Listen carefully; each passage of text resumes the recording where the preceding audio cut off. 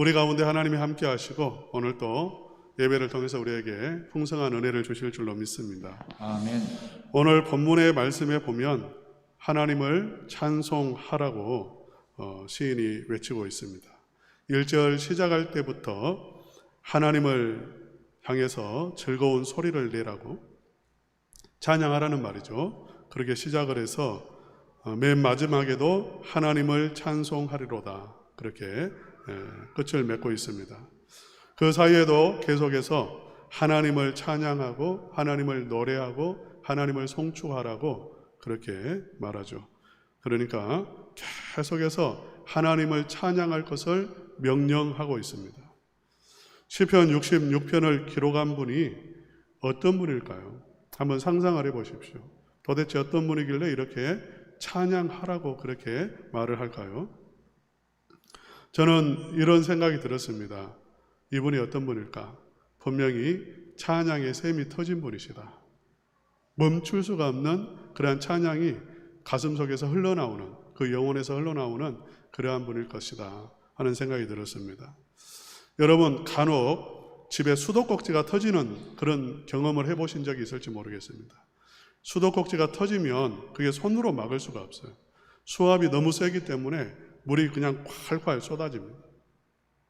그 근본적으로 이렇게 물을 막아줘야 되죠. 그렇지 않으면 어떻게 할 수가 없어요.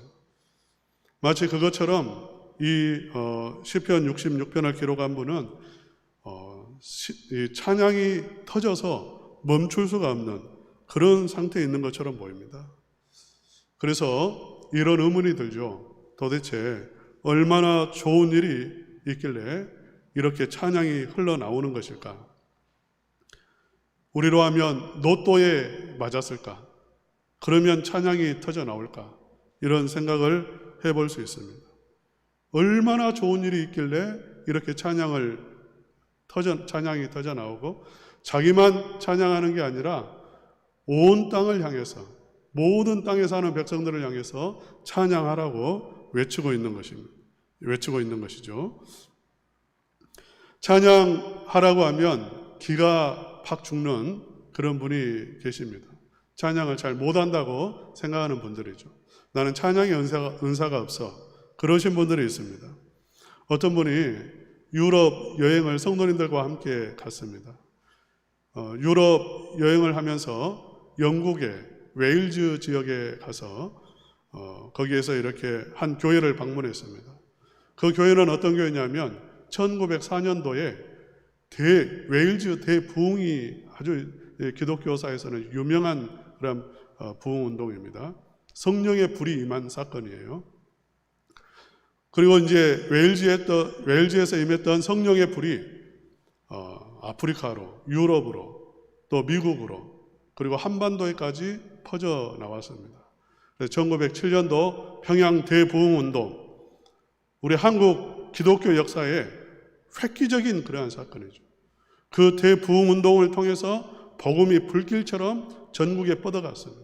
놀라운 하나님의 역사가 일어났는데 그 부흥운동의 시발점이 어디냐면 바로 1904년도 웨일즈 부흥운동이었어요. 그 부흥운동이 일어났던 바로 그 교회로 이제 여행을 갔는데 거기에서 큰 은혜를 받고 성도들이 찬양을 하기 시작했습니다. 찬양을 하는데 아주 이렇게 화음을 넣어서 찬양을 하는데 정작 인솔에 갔던 이분은 찬양에 참여할 수가 없었다는 거죠. 왜냐하면 자기는 화음을 넣을 줄도 모르고 그리고 찬양을 잘 하지도 못하고 음정도 맞지 않으니까 마음은 꿀뚝 같은데 찬양을 이렇게 동참을 못했다고 하는 그러한 말을 들은 적이 있어요. 찬양은 참 좋지만 나는 찬양의 은사가 없고 찬양을 잘 못해. 그래서 나는 찬양을 안 해. 이런 분이 있을 수 있습니다. 또 어떤 분은 이렇게 말하는 분도 있어요. 어떤 공동체 모임에 성도들의 모임이죠. 수모임일 수도 있고 아니면 다른 모임일 수도 있는데 그 모임 가운데 이제 교제를 나누면 여러 가지 이야기를 합니다. 남편 흉을 보기도 하고 시댁을 이야기도 하고 그리고 또 이렇게 살아가는 여러 가지 이야기, 영화 이야기도 하고 뭐 오만 이야기를 거기에서 다 꺼낼 수가 있죠. 그렇게 한참 이야기하다가 어떤 한 분이 이제 우리 이야기 그만하고 이제 찬양합시다. 갑자기 이렇게 찬양하자고 그렇게 말을 했어요. 그럼 이 방향 전환이 쉽게 됩니까? 그런데 거기에 있는 대부분의 성도들은 바로 이렇게 찬양 모드로 이렇게 돌아가가지고요. 손을 들고 찬양하고 눈을 감고 찬양하고 아주 이렇게 찬양하는데 자기는 그게 너무 아주 이렇게 서먹서먹한 거예요. 적응이 안 되는 거죠. 이렇게 우리는 주변 환경에 눈치를 보기도 하고 어느 정도 분위기가 좀 되어야 찬양도 흘러나온다라고 그렇게 생각을 합니다. 그런데 지금 이 시인은 그런 게 아니죠. 눈치를 보는 것도 아니고 분위기가 이제 좀 되면 내가 찬양을 하겠다는 것도 아니에요. 그냥 찬양이 계속해서 멈추지 않고 터져 나오고 있는 것입니다. 사실 우리는 찬양을 잘 하든지 잘 못하든지 분위기가 되든지 분위기가 되지 않든지 하나님을 찬양할 수 있습니다. 우리 한번 9절 말씀 한번 읽어보겠습니다. 9절 다 같이 읽어볼까요? 시작. 그는 우리 영혼을 살려두시고 우리의 실족함을 허락하지 아니하시는 주시로다. 우리가 찬양을 할 수 있는 가장 근본적인 이유가 바로 여기에 있습니다. 하나님이 우리 영혼을 살려두시고 하나님이 우리의 실족함을 허락하지 아니하셨다. 사랑하는 성도 여러분, 우리가 살아있는 것 하나만 해도 하나님을 찬양할 모든 이유가 될 수 있는 줄로 믿습니다. 내가 살아있는 거예요. 내가 하나님 앞에서 살아있는 거예요. 영혼이 살아있다 그 말은 그냥 육신적으로만 살아있다는 게 아니지 않습니까? 내 심령이 하나님 앞에 살아있고 하나님이 나를 받아주고 계시고 나를 연락하고 계시고 보호하시고 지키신다 그 말이에요. 하나님이 나를 물리치지 않는 것 하나만 해도 우리는 하나님을 찬양해야 된다는 거죠. 여러분, 우리의 모습을 한번 생각해 보세요. 이사야서 65장에 하나님의 말씀이 그런 거였습니다. 너희는 내 코에 연기 같다. 여러분, 우리 인생이 그렇습니다. 너무 더럽습니다. 냄새납니다. 하나님 앞에서. 어렸을 때 이렇게 불을 떼면, 옛날에는 다 불을 뗐으니까요. 불을 떼면 그 불이 잘 안 붙어가지고 연기가 팍 올라오는 경우가 있습니다. 여러분 아마 해보셨을 거예요. 연기가 올라오면 자기도 모르게 고개를 돌리고 자기도 모르게 손으로 그 연기를 이렇게 물리치려고 하잖아요. 우리의 삶이 하나님 앞에서 단 하루의 삶만 보더라도 하나님을 보실 때는 너무 냄새가 나서 너무 그 매캐한 연기가 올라와서 그냥 하나님이 치워버릴 수 있어요. 우리를 그냥 손으로. 하나님이 고개를 돌려버리실 수 있잖아요. 그런데 우리 영혼을 살려주셨다 그 말은 어떤 말이냐면 하나님이 그렇게 우리가 부족하고 당장에 정말 하나님 앞에서 그냥 이렇게 사라져야 됨에도 불구하고 하나님은 우리를 용납하고 계신다는 거죠. 그리고 우리의 실족함을 허락하지 아니하신다.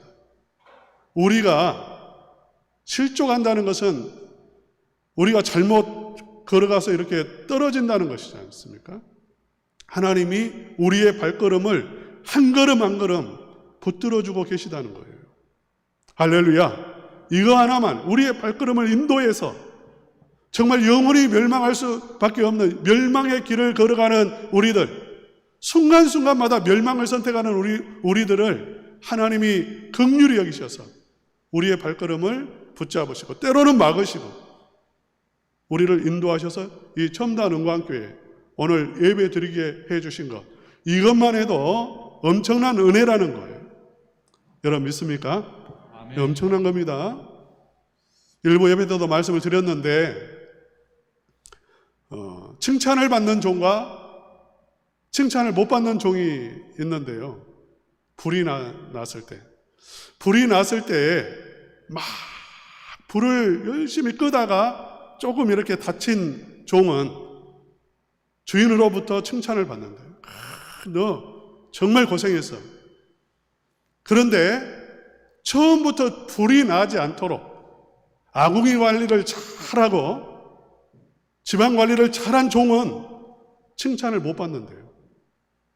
그냥 늘 불이 안 나는 게 당연한 것으로 생각하는 거예요. 실상은 그 종이 늘 아궁이를 잘 관리를 한 것인데, 불 관리를 한 것인데, 근데 모르고 지나가는 거죠. 여러분, 하나님이 지금 우리가 여기에 있기까지 얼마나 많은 하나님의 은혜와 손길이 있었겠어요. 지켜주신 거죠. 우리는 모르죠. 불이 날 뻔했다는 것을 모르는 거예요. 내 인생이 그냥 낭떠러지에 떨어질 뻔했다는 것을 우리는 몰라. 왜? 하나님이 지켜주셔서 넘어갔기 때문에. 그냥 사고가 나봐야 아는 거죠. 사고가 났을 때에 하나님이 지켜주셔서. 아니요. 사고 안 나고 넘어가는 일들이 얼마나 많이 있었습니다. 그래서 발걸음을 지켜주신 것, 여기까지 인도해 주신 것만 해도 하나님의 은혜라는 거죠. 할렐루야. 그래서 우리의 일상이 이렇게 유지되는 것만 해도 우리는 하나님을 찬양할 수 있는 것입니다. 그런데 오늘 시인은 보면 특별한 경험을 했어요. 우리 한번 10절에서 12절 말씀을 읽어보겠습니다. 10절에서 12절. 하나님이여, 주께서 우리를 시험하시되 우리를 단련하시기를 은을 단련함같이 하셨으며 우리를 끌어 그물에 걸리게 하시며 어려운 짐을 우리 허리에 메어 두셨으며 사람들이 우리 머리를 타고 가게 하셨나이다. 우리가 불과 물을 통과하였더니 주께서 우리를 끌어내사 흥부한 곳에 들이셨나이다. 10절에 보면 이 시편을 기록한 분은 특별한 환난을 당했습니다. 용광로 아시잖아요. 용광로.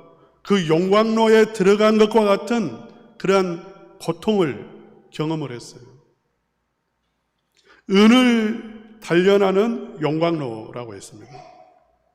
은을 단련함 같이 나를 단련했다. 그 말은 그 용광로 속에 들어갔다는 거죠.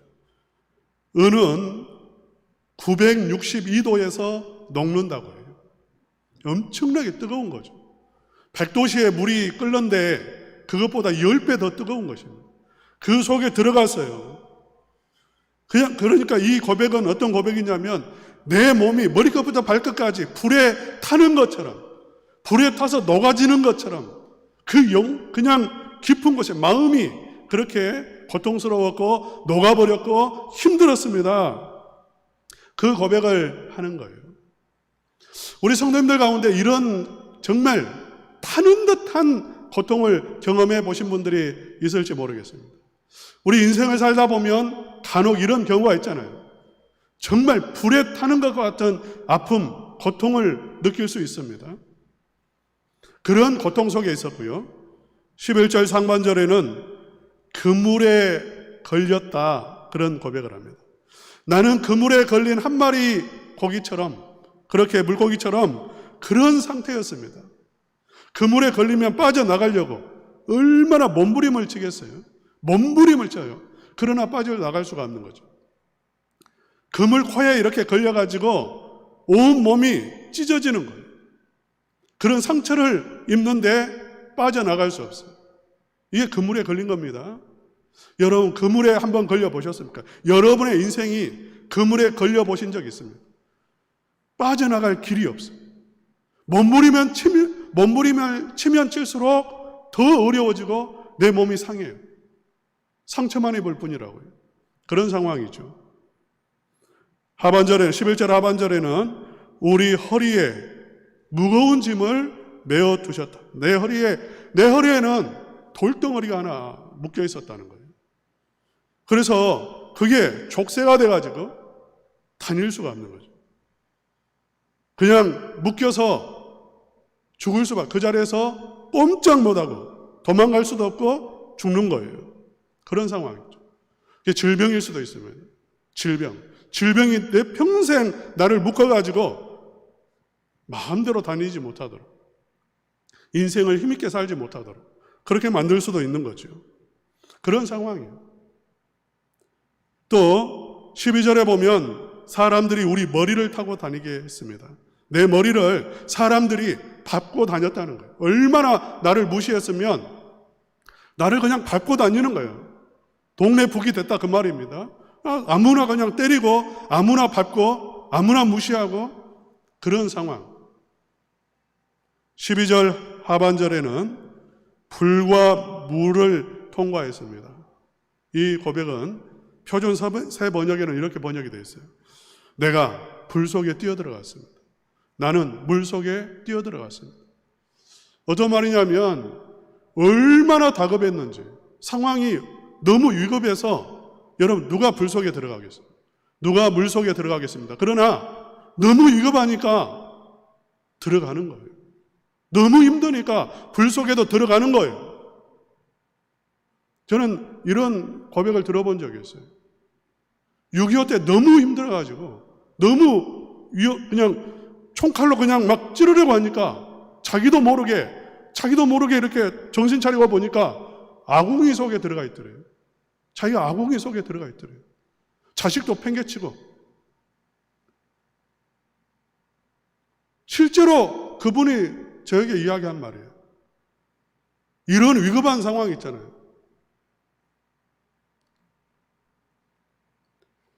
그러니까 지금 일반적인 우리의 은혜가 있지만 개인적으로 이 시인은 하나님의 크신 은혜를 경험을 했어요. 어떤 은혜를 경험했냐면 자기는 풀무불 속에 있었고 자기는 그물 속에 갇혔고 자기는 그야말로 사람들이 밟고 다니는 그런 상황, 무거운 짐이 자기를 누르고 있었고 그러한 상황에서 하나님이 건져주셨다는 것입니다. 우리 12절 말씀 한번 더 읽어보겠습니다. 사람들이 우리 머리를 타고 가게 하셨나이다. 우리가 불과 물을 통과하였더니 주께서 우리를 이끌어내사 풍부한 곳에 들이셨나이다. 주께서 풍부한 곳으로 한순간에 역전시켜 주신 거죠.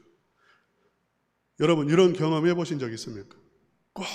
꼼짝없이 죽을 수밖에 없었는데 하나님이 한순간에 건져주신 경험 있으신가요? 성도님들 가운데 이런 경험들이 다 있어요. 대부분 많이 있습니다. 우리 하나님은 건져주시는 하나님이시죠. 건져주실 것을 믿으시기를 축복합니다. 아멘. 건져주시는 하나님이세요. 건져주실 뿐만 아니라 풍족한 것으로 들이신 하나님. 그래서 이런 경험이 있기 때문에 이 시인은 과거에 홍해를 가르신 하나님, 태초에 천지를 창조하신 하나님이십니다. 그 하나님이 내 인생 가운데 살아계신 하나님이셔서 나의 인생의 모든 발걸음을 지켜주셨을 뿐만 아니라 나를 그물에서 건져주셨습니다. 그 체험을 고백하고 있는 거예요. 할렐루야. 하나님이 우리 성도님들에게 이러한 체험을 주시기를 축복합니다. 아멘. 놀라운 하나님의 은혜를 경험하실 수 있기를 축복합니다. 아멘. 하나님은 살아계신 하나님이세요. 그런데 사실 이 시인은 이런 경험 때문에 하나님을 찬양하는 것은 아니에요. 이런 경험이 하나님을 찬양하게 만드는 것은 사실이나 이 시인은 이전부터 하나님을 찬양하고 있었습니다. 우리 한번 13절과 14절을 읽어보겠습니다.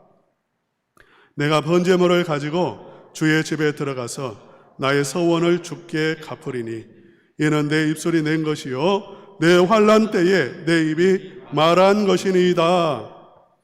그러니까 이 시인은 아까 말했던 그물 속에 갇혔을 때에, 불 속에 있었을 때에, 그 뜨거운 고통 속에 있었을 때에 이 시인은 무엇을 했냐면 하나님에게 서원을 드렸어요.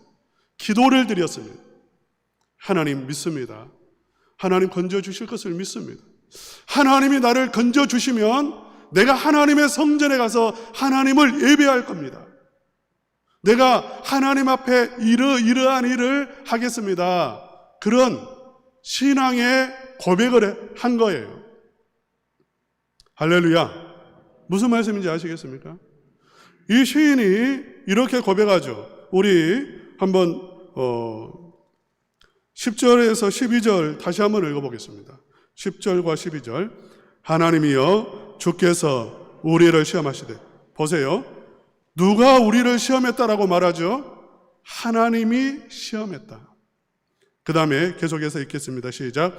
우리를 단련하시기를 은을 단련함 같이 하셨으며, 그 다음에 우리를 끌어 그물에 걸리게 하시며. 누가 하신 거죠? 이 신앙의 고백입니다. 여러분, 이 사람은 영적으로 깨어 있어요. 그래서 내가 실수해가지고 그물에 빠졌습니다, 걸렸습니다, 그렇게 말하지 않아요. 이 시인은 하나님께서 하셨습니다. 하나님께서 그렇게 나를 단련하기 위해서, 은처럼 아름답게 깨끗하게 정결하게 하기 위해서 불 속에도 넣었었고, 하나님의 그 능력을 보여주기, 깨닫게 하기 위해서, 그 살아계심의 역사를 체험할 수 있도록 하기 위해서 그물 속에도 하나님이 걸리게도 하셨고, 어려운 짐을 우리 허리에 메어두기도 하셨고. 12절 우리 한번 읽겠습니다. 시작. 사람들이 우리 머리를 타고 가게 하셨나이다. 하나님이 하셨습니다. 하나님이 하셨습니다. 하나님의 섭리를 보는 눈이 열려 있는 거예요. 할렐루야. 우리 그래서 한번 읽어보겠습니다. 17절 말씀 한번 읽겠습니다. 시작. 내가 나의 입으로 그에게 부르짖으며 나의 혀로 높이 찬송하였도다. 여기서 찬송은 그 모든 상황이 종료된 다음에 하나님을 찬양하는 게 아니라, 어디에서 하나님을 찬양하냐면 불 가운데에서 하나님을 찬양했다, 그 말입니다. 이 시인은 하나님의 능력을 본 다음에 찬양한 게 아니에요. 정말 저주스러운 환경 속에 있을 때에 그는 영적으로 하나님과 함께했고, 하나님을 바라보았고, 기도했고, 그리고 그는 하나님을 찬양했단 말이에요. 할렐루야. 한마디로 말한다면 이 사람은 영적으로 살아있는 사람이었어요. 영적으로 깨어있는 사람이었어요. 사랑하는 우리 성도님들이 영적으로 살아있고 깨어있기를 축복합니다. 영적으로 살아있습니까? 여러분, 이 사람의 영혼은, 몸은 불구덩이 속에 있었지만 마음은 불이 타는 듯이 괴로웠지만, 이 사람의 영혼은 그 불 속에서도 하나님과 함께 있었고요, 하나님이 주시는 평안을 누리고 있었고요, 하나님의 구원을 확신하고 있었어요. 이 부분이 너무나 중요한 부분입니다. 우리 인간은 몸으로 되어 있고 영혼으로 되어 있어요. 몸과 영혼으로 되어 있습니다. 우리의 몸이 실체인 것처럼 우리의 몸이 이렇게 분명하게 있지 않습니까? 부인할 수 없죠. 불교에서는 공은 모든 게 공이다 해가지고 있는 것인지 없는 것인지 모르겠다 말하지만 있는 거예요. 내가 있습니다. 지금 몸이 있어요. 이 실체예요. 우리의 몸이 눈으로 보고 귀로 듣고 마음으로 생각합니다. 감각을 느낄 수 있습니다. 이것처럼 우리의 영혼도 분명히 존재하고 실체란 말이에요. 우리 안에, 여러분 안에는 영혼이 분명히 존재하고, 그 영혼은 눈으로 볼 수 있고 말할 수 있고 들을 수 있고 느낄 수 있어요. 할렐루야. 자, 우리 한번 따라서 합시다. 내 안에 영혼이 실제한다. 너무나 많이 무시해버려요. 우리는 내 영혼이 있다는 것을 너무 무시해버려요. 내 영혼도 듣고 말하고 생각하고 모든 게 있다는 것을 완전히 무시해버리고 살죠. 영혼을 무시해버리고 살아요. 영혼이 잘 돼야 범사가 잘 된다라고 말하고 있는데, 영적인 그러한 부분은 전혀 관심이 없어요. 무관심해요. 하나님은 우리 인간을 짐승과 다르게 창조했습니다. 하나님은 우리에게 몸을 주셨어요. 여기서 몸이라고 했을 때는 머리 생각하는 그런 기능 다 포함된 겁니다. 그리고 또 우리에게는 영혼을 주셨어요. 우리가 흔히 말하는 자아, 마음, 그게 영혼 아닙니다. 영혼은 다른 거예요. 하나님은 우리 인간을 창조하실 때에 영적인 존재로 창조하셨어요.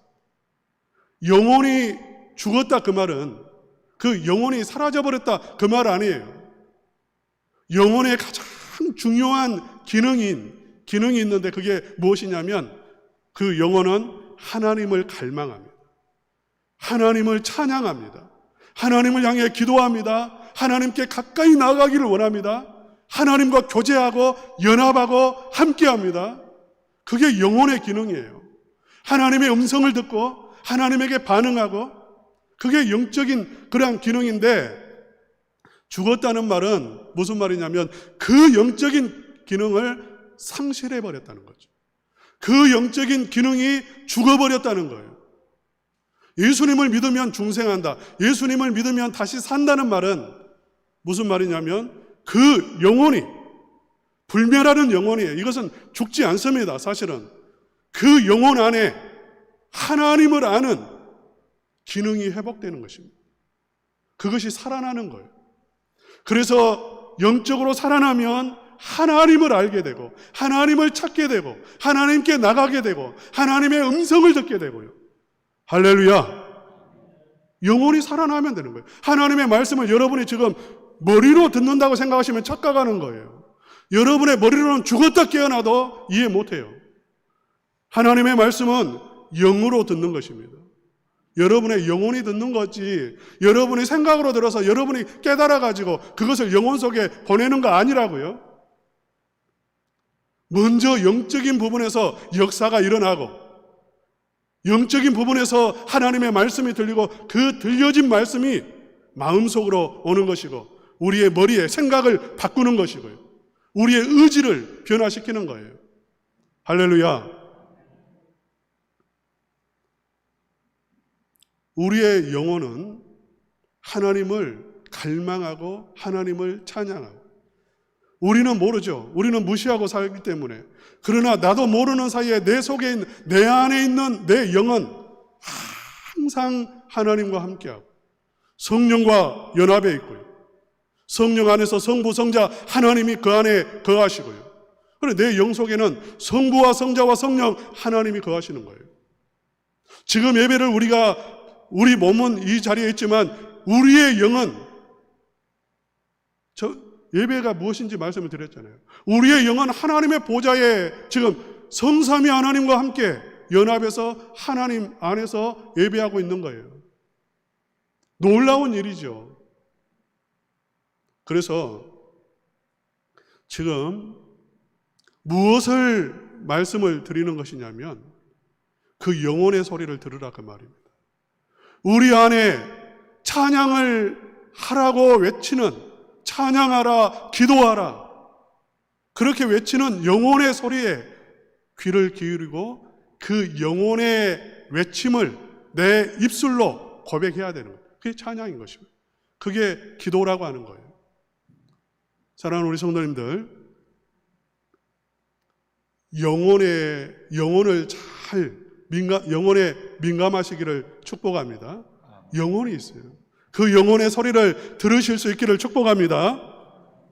우리는요 너무 육적이어가지고 우리는 다 육적으로 많이 생각을 해요. 우리의 육은 찬양을 별로 좋아하지 않아요. 찬양을 싫어합니다. 혹시 멜로디가 좋으면 멜로디가 아주 부드럽고 아름답고 마음에 들면 은혜롭다 할 수는 있을지 모르겠어요. 우리의 영혼은 멜로디와 상관없이 하나님을 찬양하는 것입니다. 우리는 육신적으로 너무 생각하죠. 많이 생각하죠. 그냥 그물에 걸리면 우리는 죽었다라고 판단합니다. 이제 끝이라고 그렇게 생각을 해요. 우리의 영혼은 다르게 말합니다. 하나님이 하셨고 하나님이 인도하시고 하나님의 영광을 드러낼 것이다.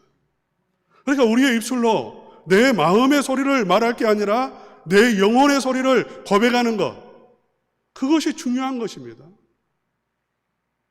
우리는 너무 육신적으로 생각을 많이 해요. 너무 육신적이에요, 생각이. 그런데 그게 많이 왜곡이 되어 있죠. 지난주에 그 친구 목사님이 오셔가지고 이런 말씀을 하시더라고요. 말 조심해야 되겠더라고 하면서, 말 참 조심해야 된다 하면서, 자기 어머니가, 자기 할머니인 것 같아요. 할머니가 아들을 낳고, 자기 아버지를 낳은 거죠. 그러니까 할머니가 아들을 낳고 너무 좋아가지고 그 아들을 갓난애를 업고 저기 영천인가 사는 오빠 집에를 갔어요. 너무 좋아서 갔어요. 그런데 오빠가 마당에서 이렇게 애를 보더니, 조카를 보더니, 그럼 참 못생겼네, 그렇게 말을 했다는 거예요. 할 수 있는 말이, 이게 못생겼다는 말입니까? 예쁘다는 말입니까? 좋다는 말이죠. 경상도 사람은 좋으면 문둥이 그런데요. 문자 그대로 해석하면 안 됩니다. 그런데 그 말을 듣는 순간 너무 서운해가지고 애를 풀지도 않고, 짐을 풀지도 않고, 내가 이 집을 다시 오나 보자 하면서 그냥 다시 돌아가 버렸다. 그리고 그 이후로 오빠 집을 간 적이 없다. 우리의 마음은 이렇게 어떤 상황을 제대로 받아들이지도 못하고, 어떤 기분에 따라서 왜곡시키기도 하고요. 내 마음이 안 좋으면 다 안 좋게 들리기도 하고요. 우리의 영혼은 그러하지 않아요.